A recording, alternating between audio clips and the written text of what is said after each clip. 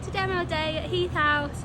So we're demolishing this existing building which doesn't work for our clients' needs, and we're going to have a nice clear site ready to put a new building that will meet all of his accessible needs.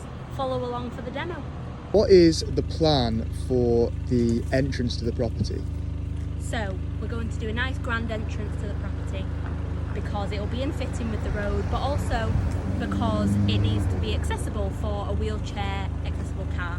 So we're going to be blocking up this existing entrance with more hedgerow, and then we're going to be bringing in a new hedge just further down, and that's going to come through and connect to the new entrance, which will be just over there. How are we making this project fully accessible for a wheelchair user?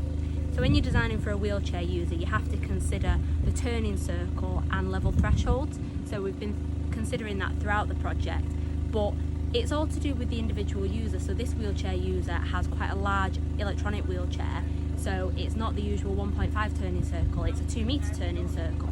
So that has been included in all of the design. The corridors, the rooms, everything are suitable for this type of wheelchair. How do you select the right property? So it really depends on the client and the client's needs. For this one in particular, it was all about the site and the proximity to the site. So the client is a young wheelchair user, he has friends and family nearby, so we need to take that into account. But for this site, we originally thought about extending and renovating the existing home, but the more we got to know the client, we understood that that just wasn't a possibility. The corridors were too narrow, there was no level thresholds, it was just really difficult to overcome.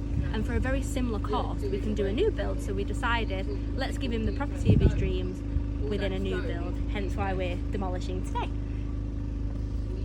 So in Heath House, we've made sure to have Hoist throughout. We thought this really important for the lifetime element of this home. So he doesn't necessarily need Hoist access currently, but in 10 years time, 30 years time, we're not entirely sure what his needs are going to be. So we've ensured that hoists are there and they don't need to be installed then, he doesn't need to be disturbed later on.